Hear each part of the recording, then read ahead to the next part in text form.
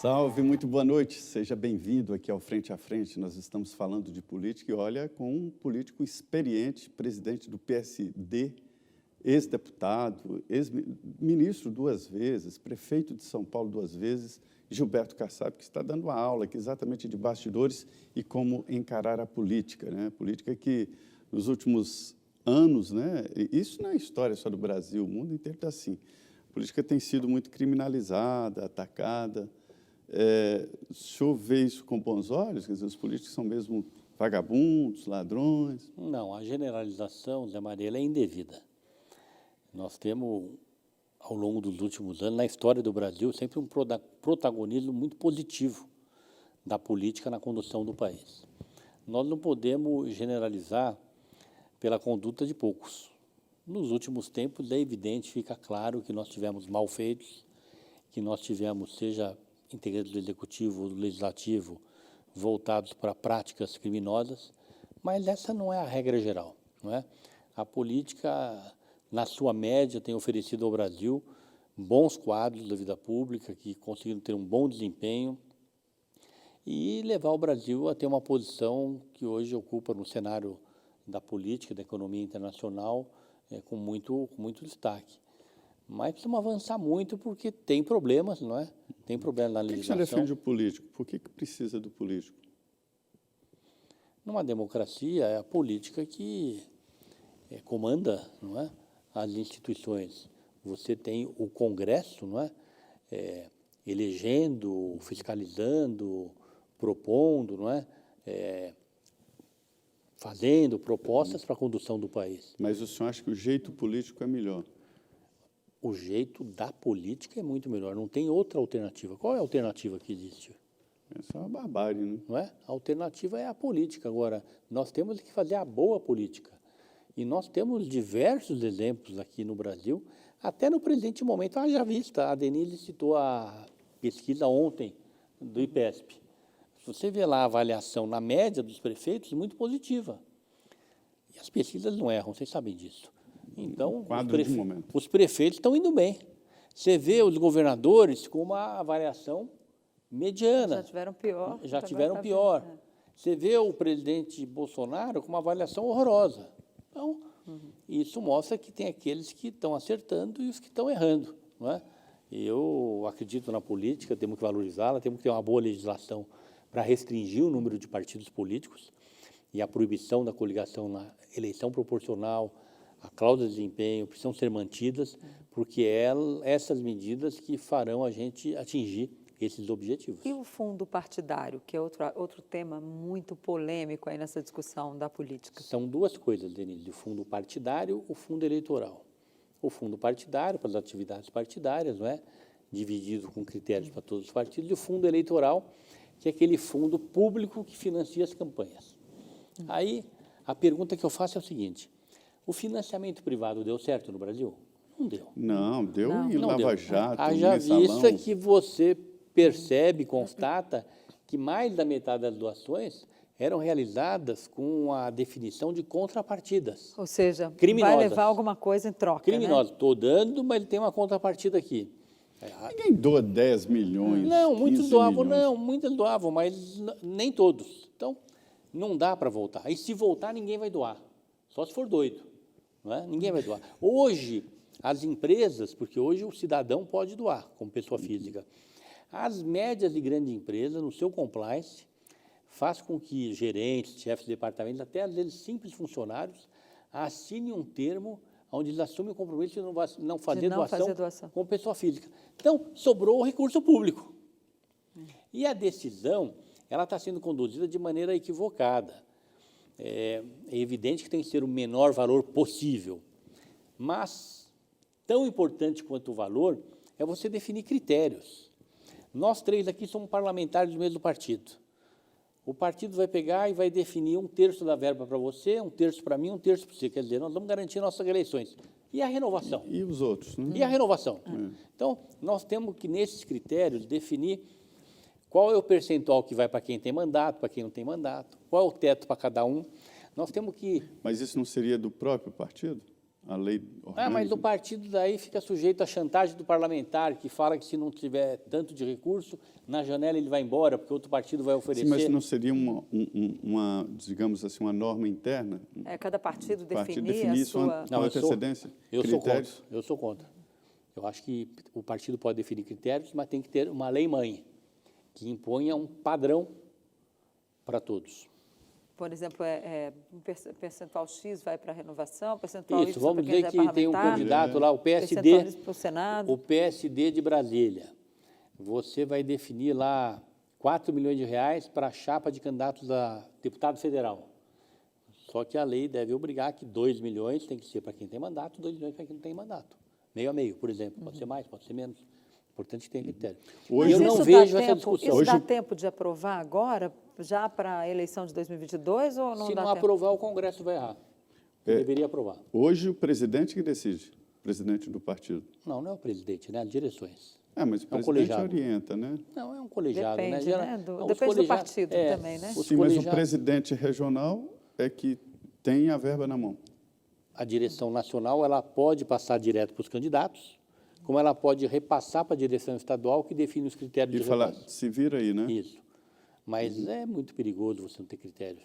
É um recurso público, não é?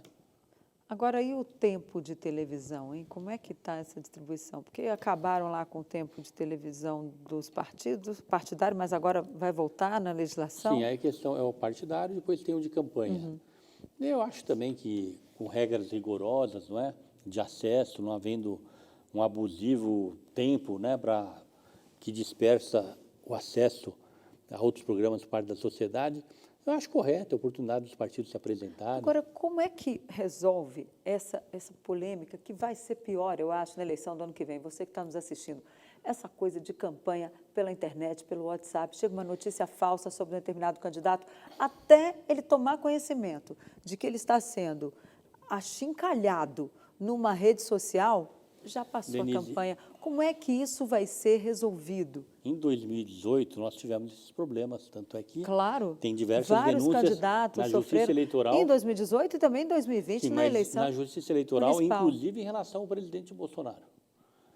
Denúncias contra ele. Aham. Em 2020, Tem um nós processo tivemos... aberto ainda, de Exato. impulsionamento. Em 2020, Zé Maria, nós tivemos uma redução muito grande. A Justiça Eleitoral se preparou muito bem para combater as fake news. E eu acredito que em 2022 será melhor ainda. Aí nós vamos aprendendo, vamos se... Mas aí não vai tem ter uma punição, vai ter uma fiscalização maior? fiscalização maior, mais celeridade nas punições, tirar do ar, não é? Já melhorou muito em Ou 2020. caçar candidatura, né? Já existe algum caso? Caçou porque impulsionou, notícia falsa na internet? Não existe Sim, a até Justiça hoje. Eleitoral está sendo célere em relação a isso. É diferente agora fazer política? Mudou o som que fez política do jeito antigo, de conversar diretamente, os comícios, showmícios? Mudou muito? Mudou muito. Né? Minhas primeiras campanhas, quem era candidato majoritário, né, no meu caso, fazia showmício toda noite, não é? Podia distribuir camiseta, brinde, placa na porta. As campanhas eram miliardárias. Hoje, felizmente, tudo é proibido, e é importante que seja. E essa proibição barateou as O campanhas. senhor está preparando o PSD para esse novo tipo de Sim, campanha? todos os partidos estão se Muito na preparando. internet? Bastante, né? E principalmente em relação à orientação para os candidatos. No ano de 2020, a nossa Fundação Espaço Democrático, ela orientou 32 mil candidatos. Tudo online. E qual era a principal recomendação do partido? No campo da comunicação, no campo jurídico, da postura, da ética, da confecção de materiais, e o resultado foi muito bom. Os senhores têm, o PSD tem também esses blogs? Os Não, blogs? nós temos nossos sites, né? Não tem a sua milícia? Não temos milícia. E combatemos as milícias. Pois é, mas para combater uma milícia é preciso ter uma milícia, né? Não dá para combater um soldado sem soldado, né? O PSD está crescendo e não tem milícia. Por falar em crescimento do PSD, quantos deputados e senadores do partido, quais são os seus cálculos aí para a próxima eleição? É muito difícil acertar, né, Denise? Mas nós temos uma base boa em praticamente todos os estados do país, candidatura a governador em aproximadamente 15 estados, que nos permitirá eleger um número bom de deputados federais. Eu acredito que será um número acima de 60. Agora, e Geraldo Alckmin, hein? Porque semana passada ele teve lá almoço com o senhor ou foi um jantar? Foi um almoço de aniversário. Tem uma Pois foto, tem uma que foi foto seu robusta aniversário. lá, Tem com uma pessoas foto importantes. com ele, o senhor, Márcio França, que é citado aí como Verdade. possível candidato a Paulo vice-governador de São Scaff. Paulo. Paulo Scaff, que viria como candidato ao Senado. É isso mesmo? Geraldo Alckmin A vai para o chapa. PSD para ser candidato contra os tucanos? Eu não posso falar por ele, mas como ficar cada vez mais claro, até porque ele já assumiu publicamente a condição de estar se desligando do PSDB, o PSD fez o convite, já foi formulado para que ele se filie ao partido e seja o nosso candidato. Portanto, eu entendo que tem sim uma chance para que ele venha para o partido. O Democratas também chamou, né? O DEM lá do ex-prefeito ACM Parece Neto. que sim, é legítimo. O Paulo Artung, no Espírito Santo, também está estudando ir para o PSD. Você está bem informado ainda, Maria. Tem Denise, que, quem é o informante Tá dele, vendo? será? tem que se informar. Essas filiações aí, elas têm, geralmente, antes da filiação, uma conversa, acertos, né? Evidente, ninguém vai para um partido sem primeiro saber qual o espaço. Eu queria que o senhor usasse a sua experiência e conhecimento partidário, por que o presidente Jair Bolsonaro e família estão aí com dificuldade para se filiar?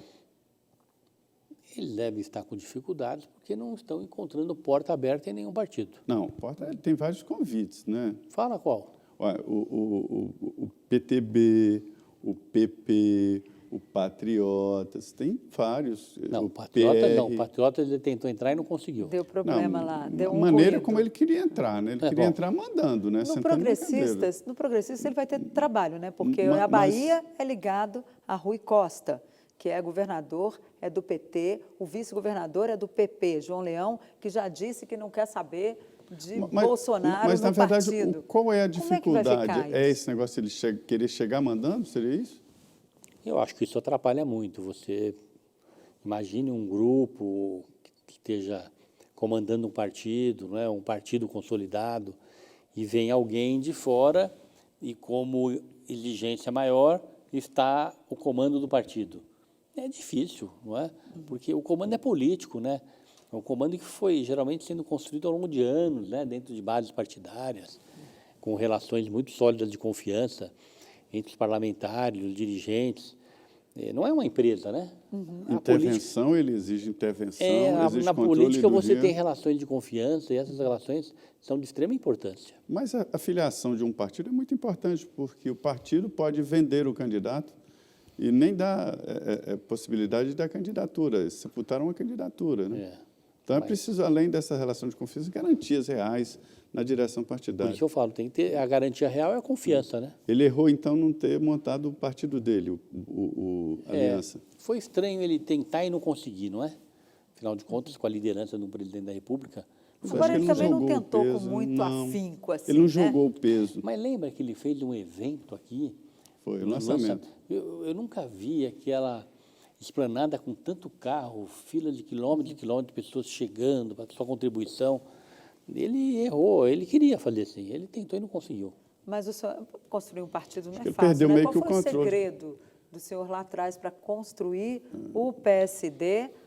Porque o PSD, vamos lembrar aqui, saiu do antigo PFL, né, que depois virou Democratas, que hoje é o Democratas, era todo mundo num partido só. Aí, de repente, o senhor sai e cria o PSD quando ninguém acreditava. Qual foi o segredo ali naquele período? Solo fértil, né? Existia um ambiente para um novo partido no Brasil, com pessoas vindas do então DEM, mas também de outros partidos.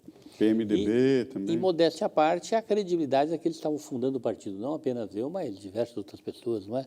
Guilherme Afife Domingos, Cláudio Lembo, Jorge Burhausen,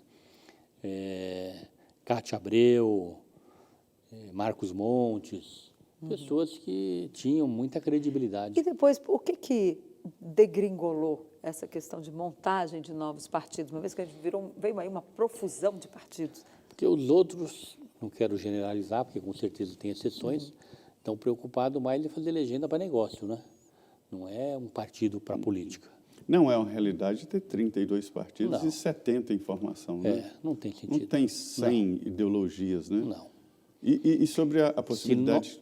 Se nós não mudarmos, Maria, desculpe, se nós não mudarmos a legislação aprovada em 2017, nós já vamos ter em 2023, em janeiro, no máximo 16 partidos.